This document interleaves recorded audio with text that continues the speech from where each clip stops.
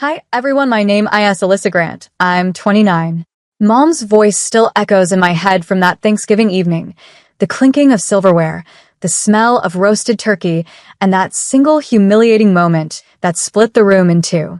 She stood at the head of the table with her usual dramatics, holding a stack of gold envelopes like a queen handing out blessings. A small reward for everyone who helps around here, she announced with a smile sharp enough to cut. My brother got one first, then my sister, then my brother's wife, even the niece who'd spent the whole week glued to her phone. And then silence. Mom's hand hovered, then withdrew the last envelope. Oh, right, she said casually.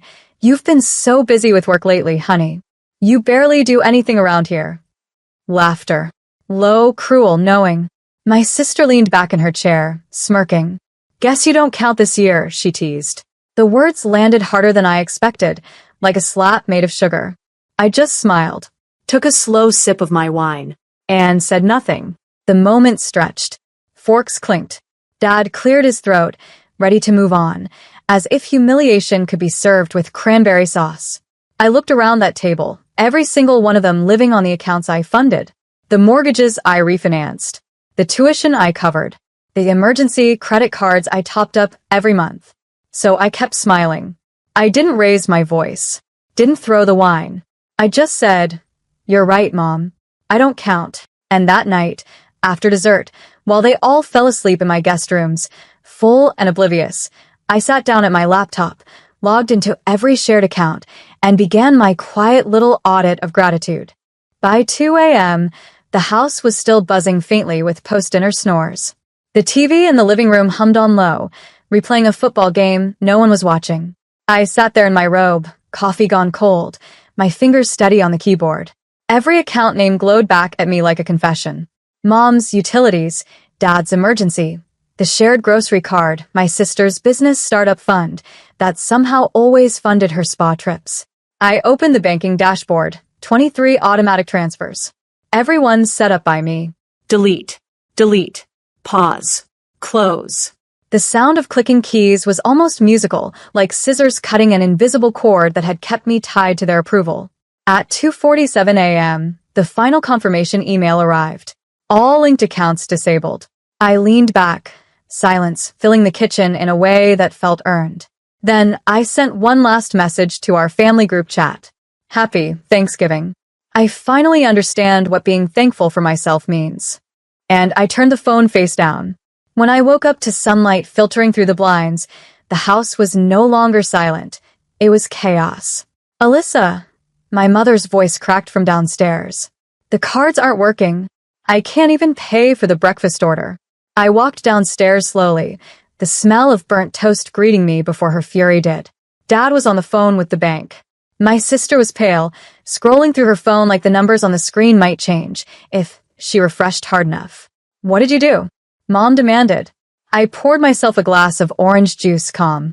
You said I don't help around here, I said, meeting her eyes. So I stopped. Her face drained of color, because she knew, this time, it wasn't rebellion. It was freedom.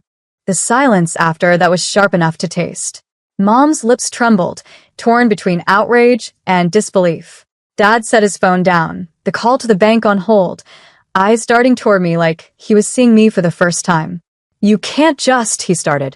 I can, I interrupted softly, because every single one of those accounts is under my name. I created them to help you, not to be used as your personal slush fund. My sister finally spoke, voice dripping with that fake confidence she used to weaponize. This is insane, Alyssa. What kind of person does this to their family? The kind who learned that family doesn't mean financing everyone else's comfort while being mocked at dinner. I replied. Her husband appeared from the hallway, whispering something about declined payments and blocked cards. Their panic filled the air like static. Mom looked desperate now. But sweetheart, it's just money. I smiled faintly. Then you won't miss it. Dad pushed back from the table. You're acting childish. No, I said quietly. I'm acting equal.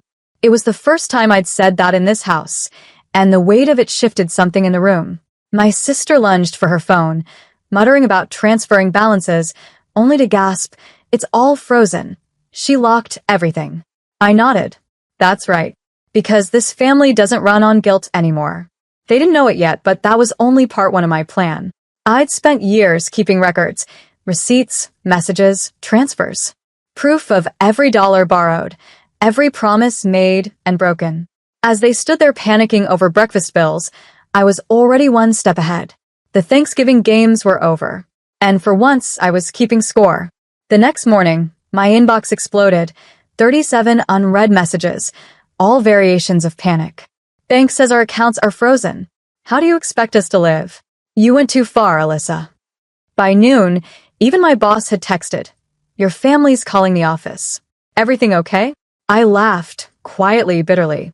They never called when I was hospitalized from exhaustion, I thought, but the minute their brunch money disappears, they remember my number. Still, a part of me ached, that old reflex that whispered fix it. But this time I didn't. Instead, I opened my files and attached a single PDF to an email addressed to Mom, Dad, and my sister. Subject, for clarity. Attached, family expense record, 2019 to 2024. Every dollar, every receipt, every loan. 5 years of silent support laid out in neat, undeniable columns. Within minutes, my phone buzzed again, this time with a message from Dad. You kept records? Of course, I typed back. You taught me accountability. Then came the knock at my door. My sister stood there, eyes swollen. The arrogance from yesterday washed away. You embarrassed us, she said softly. No, I corrected, stepping aside so she could see the wall of unopened thank you cards from the scholarship foundation I funded last year. You embarrassed yourselves. I just stopped paying for it. She looked at the cards, confusion giving way to something like shame, the first genuine emotion I'd seen in years. Mom's scared, she whispered. She should be, I said calmly. Fear's what it takes to recognize boundaries sometimes. And then I closed the door, not angrily, but firmly. Downstairs, I heard her car pull away. For once, no guilt followed. Just peace, and the faint hum of freedom echoing through my quiet apartment. By Saturday, the story had made its way through every cousin, aunt, and family friend within a 100-mile radius. The ungrateful daughter, narrative spread faster than wildfire. My mom's favorite sport was reputation rescue. But this time, no one seemed to be buying it. See, what they didn't know was that I'd quietly sent a donation to the local shelter in my parents' name the same morning I froze their accounts. The shelter's public thank you post, complete with photos and cheerful captions, went viral across our small town page. Huge thanks to the Grant family for funding winter housing for struggling single mothers. The irony wasn't lost on me. For once, our family name was tied to real kindness, not manipulation disguised as generosity. When Mom called that evening, her voice was trembling. Alyssa, people think we did that. You're welcome, I said simply. You can't just. I can, I interrupted, calm as ever. And I did. There was a long pause, then the faint, wounded sniff I'd fallen for all my life. But not anymore. Mom, I said softly, I spent years making sure everyone else ate before I did. You skipped me at dinner because you thought that control made you powerful. But you forgot. I'm the one who learned how to build. She said nothing. I don't need your approval anymore. I continued. I just need my peace. The line went dead. And for the first time, the silence that followed didn't ache. It healed. That night, I sat on my balcony, watching the winter lights flicker through the city skyline, my laptop open to the scholarship fund portal, a new round of applications waiting for review. I smiled. The cycle was broken. Sunday morning came quietly, no chaos, no calls. Just sunlight sliding across the floorboards and the smell of cinnamon coffee. I opened my email to find a single message from my father. No greeting, no apology, just one line. You've proven your point. What do you want from us? I stared at it for a long moment, realizing he still didn't understand. This wasn't about leverage. It was about liberation. So I replied, nothing. That's the point. I hit send, shut my laptop, and exhaled. At noon, my phone buzzed again, but this time from someone who did matter. Naomi, my mentor at the foundation, texted. Your proposal for the independence grant got approved. You'll be the keynote speaker at the Women in Finance Summit next month. My throat tightened. Years of giving, bending, breaking, and now, recognition not tied to obligation. When I stepped outside to clear my head, the cold air hit my skin like truth. Across the street, my sister stood by her car, hesitant. She waved weakly. I almost ignored her, but something in her eyes stopped me. She crossed the road, shivering. They're losing it, Alyssa. Mom keeps calling people. Dad's furious. I just wanted to say I get it now. I raised an eyebrow. Get what? That you are the only adult in this family. I didn't respond. Not out of anger, but out of peace. Some apologies aren't verbal. They're simply visible. She looked down. They want you to come by tomorrow. Talk things out. I smiled faintly. They've had 30 years to listen. I'll pass. As she drove off, I whispered to myself, some bridges don't need rebuilding. Some need to burn bright enough to light your new path.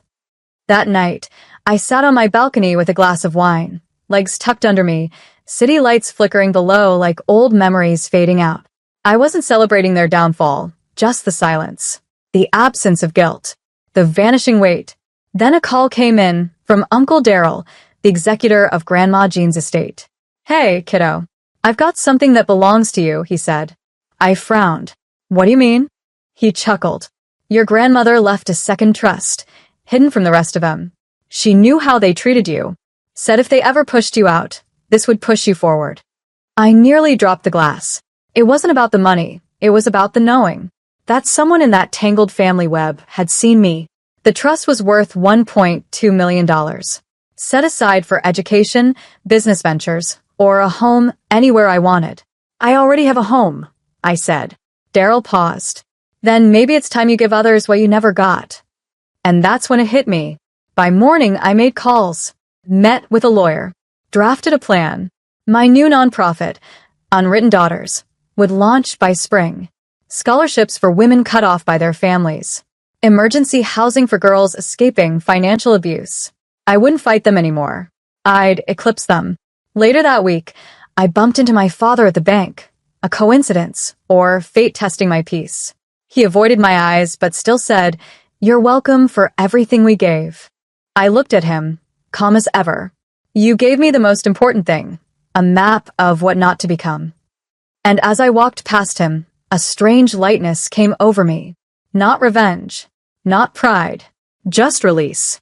The day the foundation launched, I stood on stage under a soft wash of morning light. Behind me, the new banner read, Unwritten Daughters, Empowerment Without Permission. Rows of young women filled the auditorium, students, single mothers, survivors of silence. The kind of people I once was. I took the microphone, my voice steady. For years, I began, I mistook endurance for love. I believed that giving endlessly meant belonging. But love isn't earned through sacrifice. It's proven through respect. The audience leaned in. Today, we're rewriting that story. You don't have to prove you deserve a seat at the table. You can build your own. Applause rippled through the hall, bright and alive. And in that sound, I heard something I'd never heard before, acceptance that didn't demand pain first.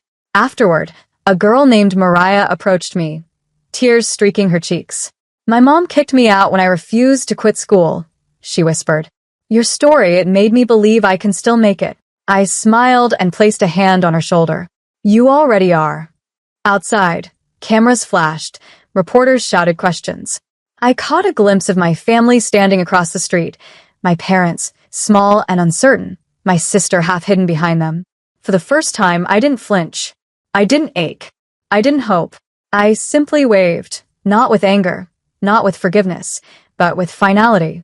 Later that night, I sat by the window, watching the city lights shimmer like tiny acts of courage. Ethan poured 2 glasses of wine and joined me. You did it, he said quietly. No, I replied. We did it. Every woman who's ever been told she was too much, too small, too inconvenient. We did this together. He smiled. Feels like the end of something. I looked out the window and whispered, no, this is the beginning. And in that soft silence, where guilt used to live, peace finally moved in.